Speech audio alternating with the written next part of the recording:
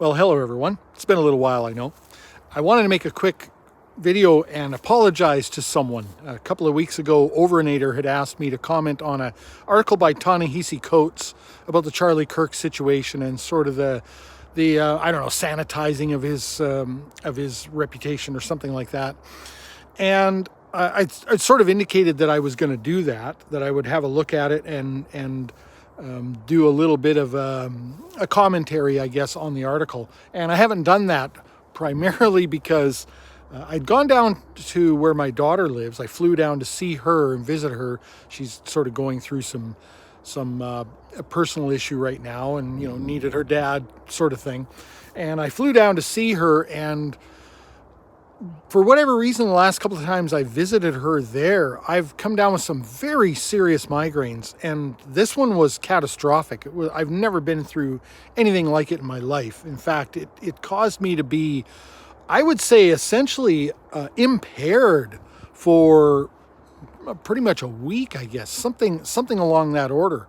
And needless to say, doing a video analysis and sort of going through the arguments and all of that just hasn't been in the cards for me. I've been sort of recovering since coming back home. I had to get picked up at the airport. I'd taken my vehicle to the airport and left it there while I was gone. And, well, hello, kitty cat. And I had to call my wife when I was flying back home. I barely made it through the airport. I mean, I was disoriented and all kinds of things. It was really bad. And get picked up at the airport and have my vehicle picked up as well and get driven back home. And yeah, like I said, I've been recuperating ever since. And hello, kitty. And anyway, it's just not been in the cards. Now, I sort of feel bad about it because I would like to do that, actually. I would like to go through the article. I did read it, actually. The day that Overonator mentioned it to me, I went and found it and read it. And, I had my seat of the pants response to it, but I also knew that there was more to be done in terms of any kind of an analysis of the article. And right now, that's just not in the cards for me. Like, I just kind of don't have it in me. I'm also dealing with some other stuff. At the moment, I'm actually dealing with this massive tree that I've been having to process, that tried to fall on me back in middle of June, I guess. We had a really severe windstorm here, and this tree, I was outside trying to get this very cat, the cat that that just came wandering up to me now. She was already outside when I came outside now, but in the middle of June, she was outside during this windstorm, and I was trying to coax her out from underneath my garden shed, which that's the remains of that garden shed there now. I've had to take it apart. I've had to disassemble it because while I was trying to coax her out from under the garden shed, I heard a bunch of cracking noises, and I looked up above me, and this massive pine tree was on its way down right at me. It was headed right at me. That's some of the remains of this tree right there. It's kind of a twin tree. Like it branches off about 20 feet or so off the ground, and this is the one arm of it that broke off its twin and fell down at me. And I don't know how long this tree is. I'm going to guesstimate it's something like about this part. It was about 80 feet long.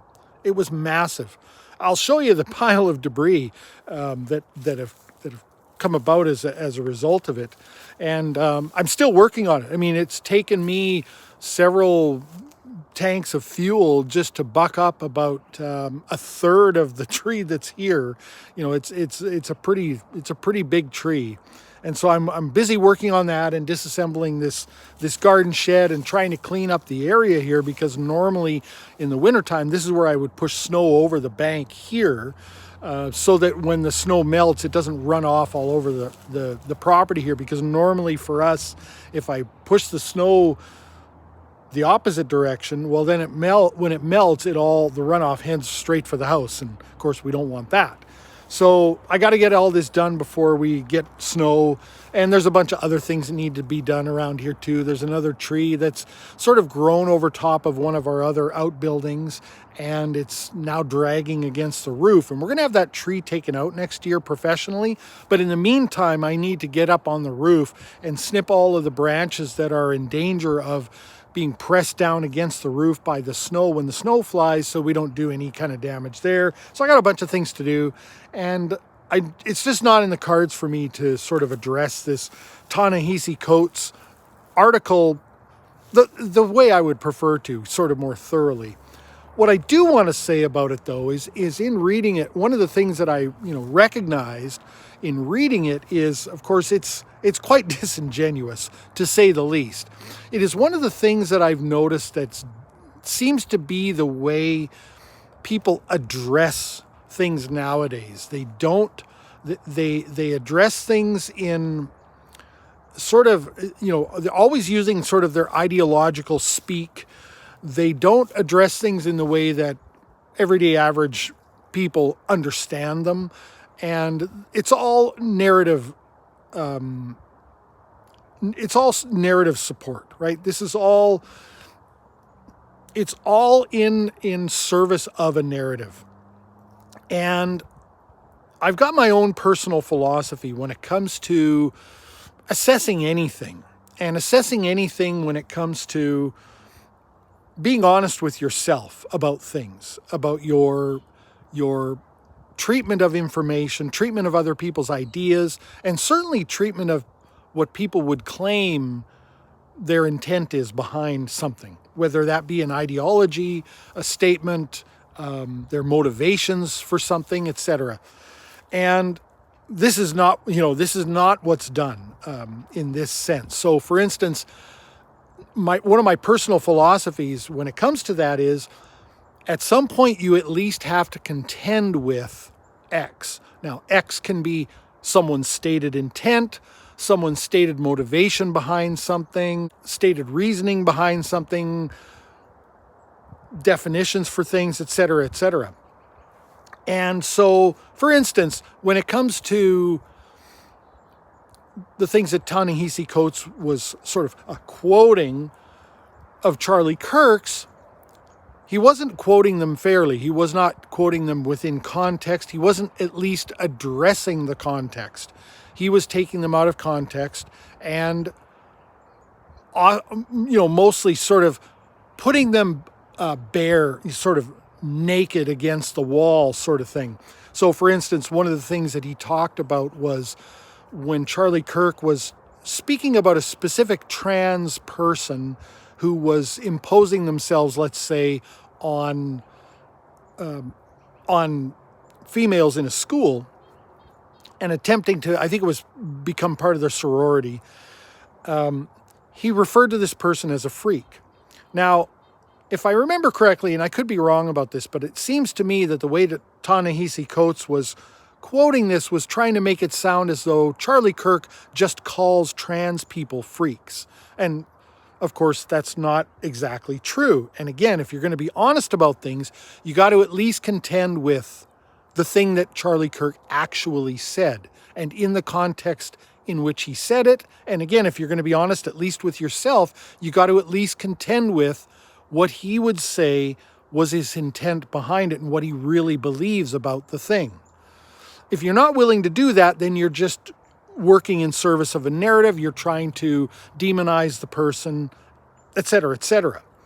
And I'm not saying that everybody is going to at least do that. I'm saying if you're going to be honest with yourself, and certainly if you're going to pretend to be honest with your readers, you would have to do that. And that's not done here. Now, in the same vein, I would say something similar to myself.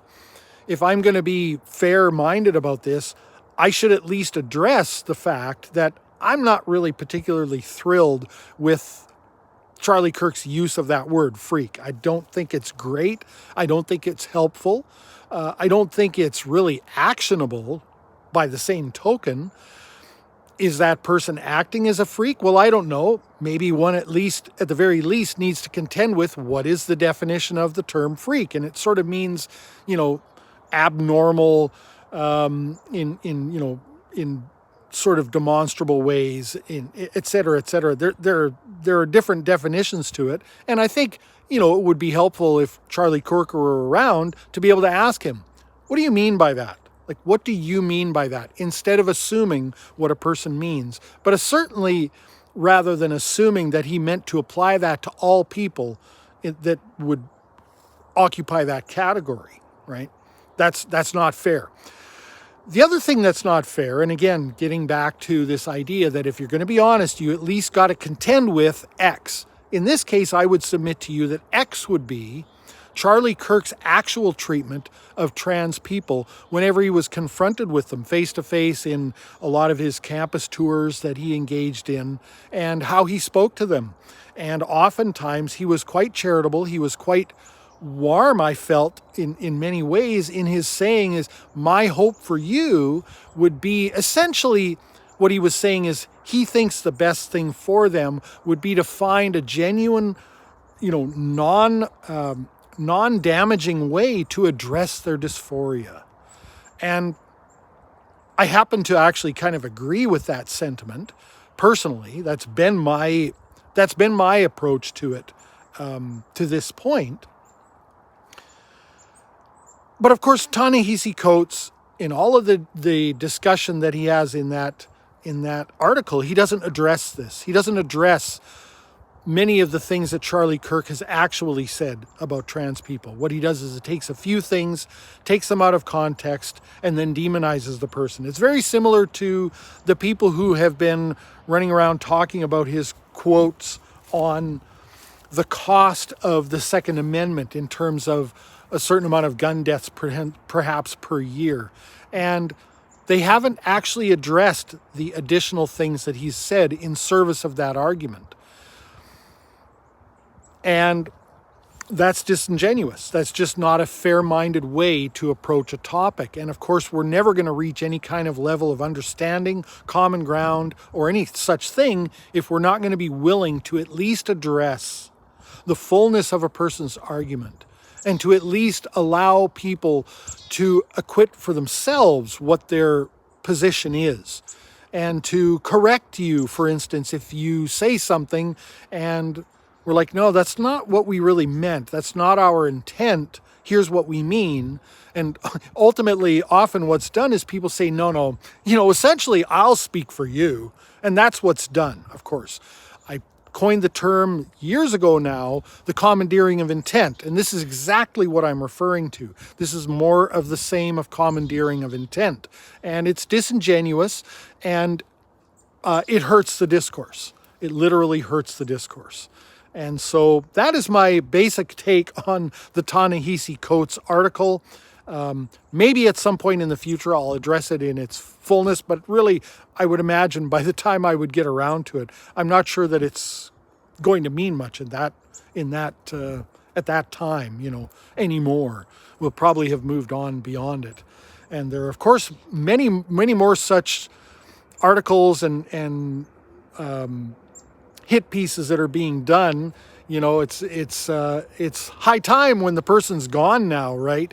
It's a good opportunity. We can commandeer intent like never before and put words in someone's mouth and just ignore the things that they have said, which actually provides context and counterpoint to the other things that people might take out of context. Or really, the other thing I've noticed is one thing about Charlie Kirk that I think is kind of admirable, but also lends itself towards this, is the guy was actually just quite a bit more honest about the things that he felt and thought than most people are.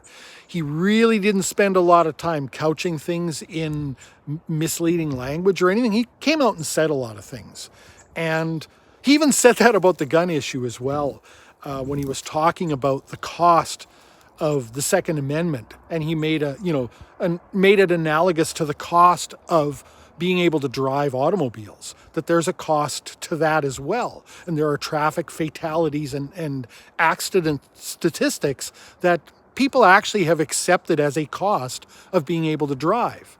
And he said, when it comes to the Second Amendment, he's just being honest about it. And a fair-minded person would have to acknowledge, yes, there are a great many things, including vaccines and other medical procedures and other things that actually carry a cost, right? Many things that we do in life carry a human toll, and it's a cost that we end up deciding we are willing to accept. Otherwise, these things would be made unlawful, probably, right? And he's just being honest about it with respect to the Second Amendment. You can disagree with him, but I think it's disingenuous to try to frame it as though he's quite all right with, school shootings as some sort of a sacrifice to be made, when, specifically these are things that he would be against.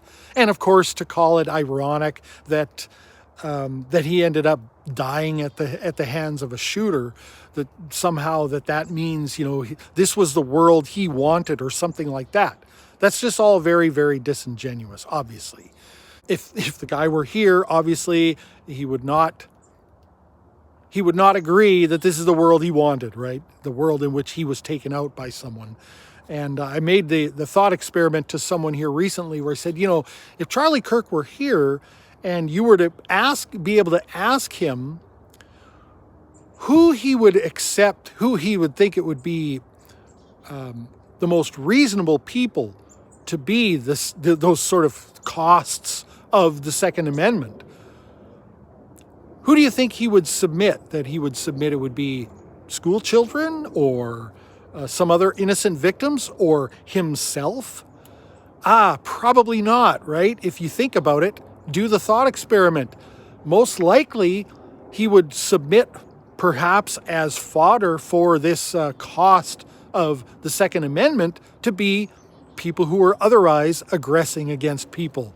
Perhaps someone who was attempting to kill another innocent person being instead met by self-defense and dying at the hands of someone wielding a firearm, right? That might be more reasonable to accept as a cost of the Second Amendment.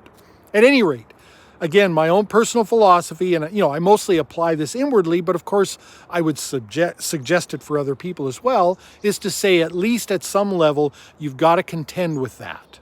Whatever that is. There are many different things, but if you're going to be honest with yourself, you've got to at least contend with some of these things. And I don't think the likes of, and I would consider Ta-Nehisi Coates really to be mostly a grifter, sort of a grievance peddler, grievance merchant. I think there is, in this day and age, a reasonable amount of discussion of past grievances of, different groups and whatnot.